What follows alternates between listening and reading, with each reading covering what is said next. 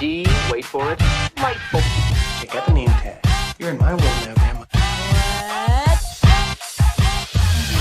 What's up, nerds, and welcome to my week in review, where I come to you every Sunday with 3 entertainment stories that I personally find interesting, and then we discuss them down below.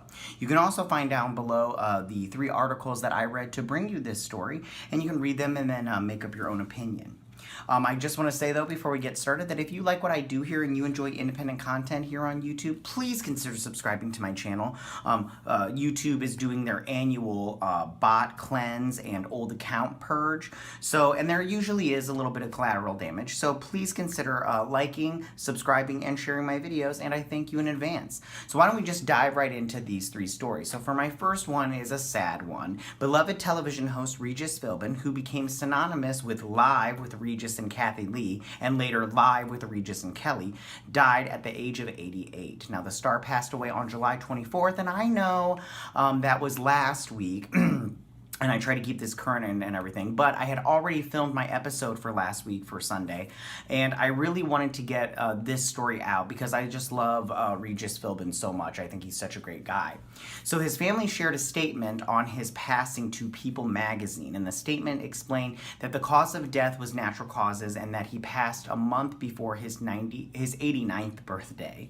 Now, they also thanked all the Philbin's fans and admirers for all their support over his 60-year career and asked for privacy during this difficult time.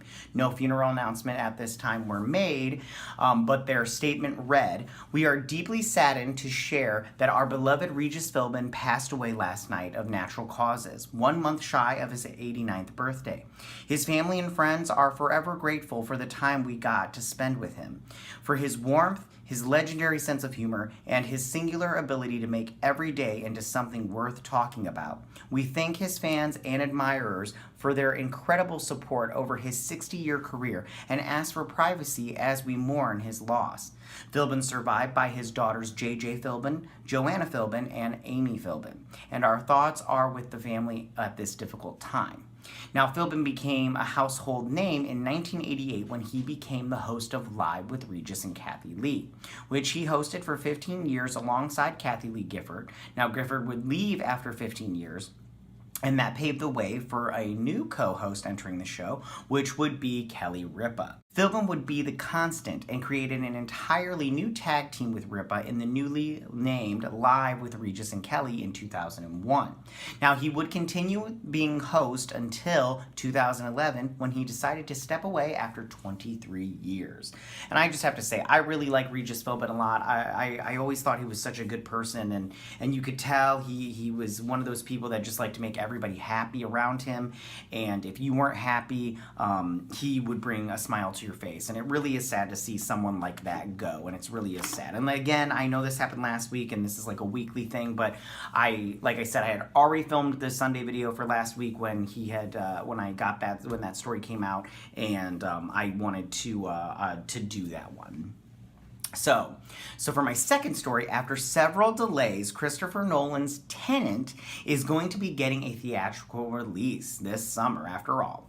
Now, it's just not happening here in the United States. That's the thing.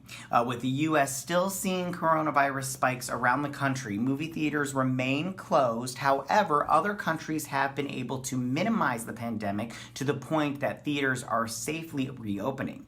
So, Warner Brothers has made the decision to be rolling out its biggest 2020 title in those markets. Now, the studio announced on Monday that Tenet would be arriving in over 70 countries worldwide on August 26th. And this is just so crazy. This will allow Tenet to still be the major summer blockbuster that Nolan and the studio always intended. The plan, as of now, is to release Tenet in the United States a week after its international rollout on Labor Day weekend. That domestic release will only happen in select cities, according to the WB's press release, likely meaning that it will be arriving stateside, even if not every city is able to have movie theaters open. Now, the idea of the rolling Tenet out overseas before its US debut has been on the table as of late, with many of the countries around the world trying to reintroduce normalcy after flattening the curve of COVID-19. And cases in the United States, on the other hand, continue to surge. Now, the countries getting Tenet on August 26th include Australia, Canada, France, Germany, Italy, Japan, Korea, Russia, Spain, and the UK. Now, the big question mark now will be whether or not the situation here in the U.S. gets any better by the time Labor Day rolls around. And if things don't improve, it will be hard to release the film in any major markets. I mean, in New York and California are the biggest markets here in the United States. And on the ideal, releasing the film in select cities could work in theory, but it does open a few different issues. There's obviously the spoiler discussion of it all, as some folks in this country will have access to the film before others. And more importantly, though, is how this gradual rollout could aid in the spread of COVID-19. People in large markets where theaters are open could travel to a city that has the virus more under control just to see Tenet in theaters. Now, at this point, we'll just have to wait and see what happens with that, but that could be an issue moving forward, and I personally am not happy about that. So that's my second story of the week. So for my third story of the week, weeks after completing swearing off movies from Universal, and that was just the best thing ever. I love how AMC was all like, we're not playing any more Universal movies, because they said they were going to release movies in the theaters, and then they were going to have day and date where they would release them in theaters and then also on video on demand. But AMC Theaters have reversed course and will be showing the blockbusters at AMC locations around the world after all. Now, a new deal between the studio and exhibitor is being touted as a historic deal that could shape how theaters play ball with the studios in a post-COVID world. Now, in a new report from Variety, AMC Theaters is only required Universal to have a 17-day exclusive on theatrical releases before the studio can release them for video on demand. Now, under the new agreement, AMC will get a chunk of the video-on-demand sales, which are now required to be premium rentals that hover around the $20 range for a 24-hour span.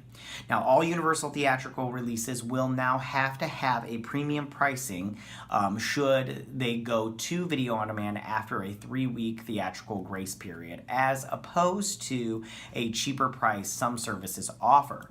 Now, this previous standard has seen studios and exhibitors agree to a 90-day period of theater exclusivity as an attempt to get moviegoers into the theaters instead of waiting for a home media release. Focusing on a long-term health of our industry, we would note that just as restaurants have thrived even though every home has a kitchen, AMC is highly confident that moviegoers will come to our theaters in huge numbers in a post-pandemic world.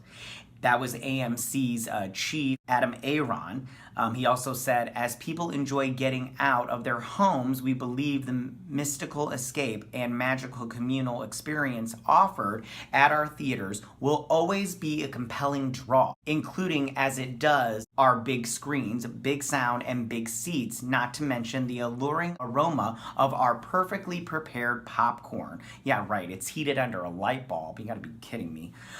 It is delicious, though. Anyways, Universal Chairman Donna Langley added that the studio remains committed to showing films in theaters, adding this new deal provides the best of both worlds should consumers not feel safe going to the theaters for an extended time. She said, the theatrical experience continues to be the cornerstone of our business.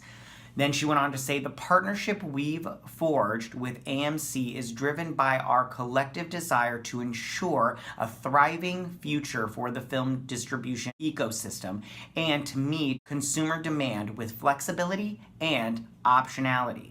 Now, I have to say right now, I personally do not feel comfortable going to the movie theater right now. I just think it's a dangerous time, and I know people want to talk about wearing masks and not wearing masks and social distancing. Me personally, I just stay at home And I mean, I right now I can't think of a movie that will get me out of my house and willing to risk my life for it, or the possibility of my life or my health. And the same thing with my family. So, but everybody you make your own decisions. Obviously, you do you, boo-boo. But I'm gonna do me. So those are my 3 stories for this week and everything. Tell me, how do you guys feel about it? How do you feel about the passing of Regis Philbin? Did you guys like Regis Philbin? Did you know who Regis Philbin was? And if you did know who he was, what did you think about him? I personally just think he was such a warm soul in this world, and he was really great in my opinion. How do you feel about Christopher Nolan's movie Tenet getting a release date and it being released in every other country but the US first, and then being rolled out 2 weeks later? And then how do you feel about Universal and AMC Theatres' agreement for the video on demand deal? Do you like this idea? Do you not like this idea? And which would you prefer? Are you somebody that would like to go to the movie theater? Or are you somebody like myself who doesn't get to go to the movie theater all but maybe once or twice a month? So having this video on demand option would be better for myself because I don't have to hire a babysitter and I don't have to, pay a buttload of money. I can just pay my $20 and get it for 24 hours. Tell me what you think about all that. Go ahead and leave all your comments in that section down below. If you like this video, go and hit that like button. I won't mind. If you're new to my channel, please hit that subscribe button. I would greatly appreciate it. And I will see you guys next Sunday on my week in review. You guys have a good week. Bye! Hey nerds, if you like this video, go ahead and click that Geek What icon and subscribe. And if you like this video, go ahead and join me every Sunday with my week in review.